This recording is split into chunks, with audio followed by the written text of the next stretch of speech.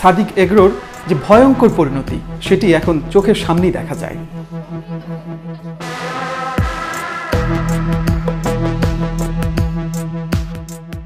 গুড়িয়ে দেয়া সাদিক এগ্রোর যে স্থাপনা কিংবা মালামাল সেগুলোর আনুমানিক দাম কত হতে পারে?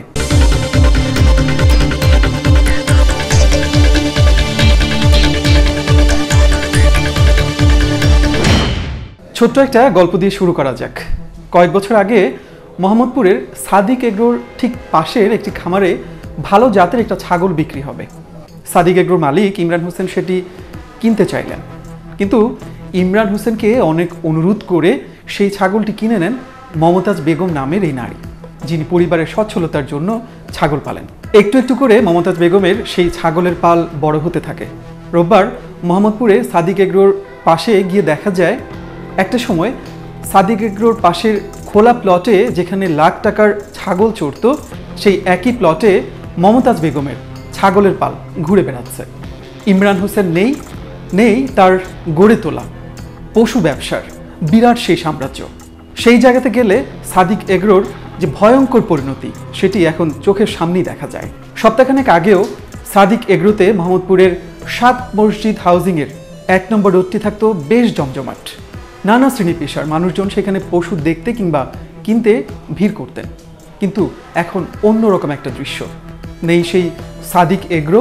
রামচন্দ্রপুর খাল দখল করে সাদিক এগ্রো তার সেই পশু ব্যবসার সাম্রাজ্য গড়ে তুলেছিল, সেই সাম্রাজ্য এখন একেবারে ধ্বংসস্তূপ।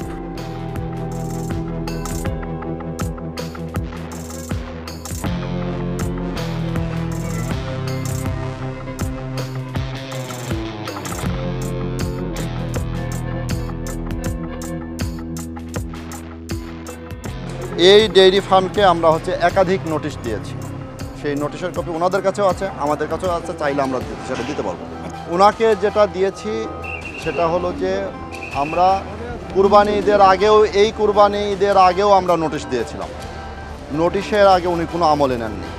আমি গত পরশুদিন আমি এই কথাটা বলেছি, যেহেতু উনি ডেইরি অ্যাসোসিয়েশনের সভাপতি, ওনার এখানে একটা বড় গরুর একটা জমজমাট ব্যবসা ছিল। আমরা যেটা দেখলাম যে যদি আমরা কোরবানি ঈদের আগে আসি, অনেকে গরু বুকিং দিয়েছে, গরু কিনবে, এটা ভোক্তা পর্যায়ে একটা মিশ্র প্রতিক্রিয়া আসতে পারে। ভোক্তা পর্যায়ে এটা বাজার অস্থিতিশীল করার একটা নেতিবাচক প্রভাব পড়তে পারে, যে কারণে আমরা কোরবানি ঈদের আগে করি। আমরা কিন্তু বহুদিন থেকেই আমরা ওনাকে নোটিশ দিচ্ছি, বহুদিন থেকে ওনাকে সতর্ক করছি, এবং ঈদের আগেও আমরা নিষেধ করেছি। আপনি কোনোটাই আমলে নেননি, উনি আমলে নেননি বিধায় আমাদের আসতে। মোহাম্মদপুরের রামচন্দ্রপুর খালের যেই অংশটুকু দখল করে একটা সময় সাদিক এগ্রো গড়ে উঠেছিল, সেই খালেই যেন বিলীন হয়ে গেল সাদিক এগ্রো। খাল দখলের অভিযোগে টানা 3 দিনের অভিযানে সাদিক এগ্রোর সমস্ত স্থাপনা গুড়িয়ে দিয়েছে ঢাকা উত্তর সিটি কর্পোরেশন। একটা সময় যে শেডগুলোতে গরু কিংবা ছাগল থাকতো, সেই শেডগুলো এখন একেবারেই ধ্বংসস্তূপ।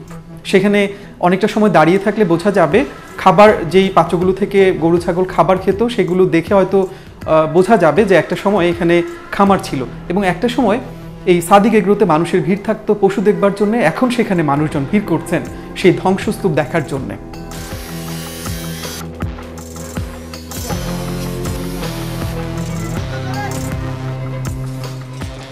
গুড়িয়ে দেয়া সাদিক এগ্রোর যে স্থাপনা কিংবা মালামাল সেগুলোর আনুমানিক দাম কত হতে পারে ধারণা করতে পারেন?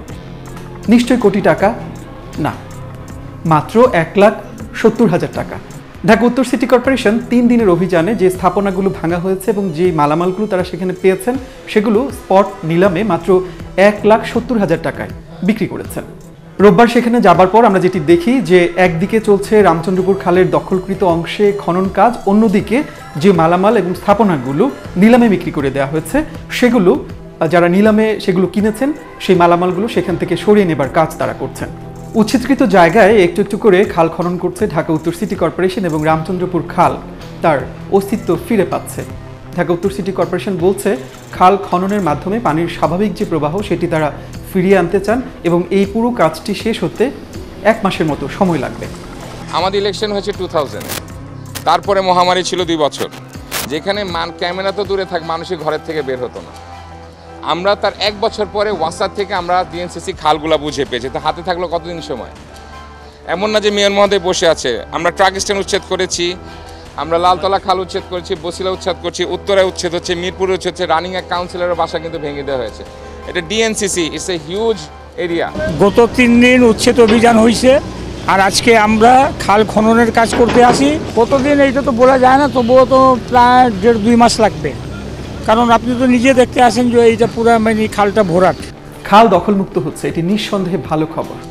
কিন্তু খাল দখল করে যারা পশু ব্যবসার বিরাট সাম্রাজ্য গড়ে তুলল, নানান ধরনের অনিয়ম করলো, নিয়ম বহির্ভূতভাবে দেশের বাইরে থেকে পশু আমদানি করলো এবং সেগুলোর ব্যবসার ন্যায্যতা এবং যৌক্তিকতা ভুলে সেগুলো চড়া দামে বিক্রি করলো, সেই সাদিক এগ্রোর মালিক কিংবা সাদিক এগ্রোর যারা অংশীজন রয়েছেন, তাদের কি বিচার হবে না? যাদের আশ্রয়ে প্রশ্রয়ে সাদিক এগ্রোর এত দূর আসা, তারাও কি অধরা থেকে যাবে?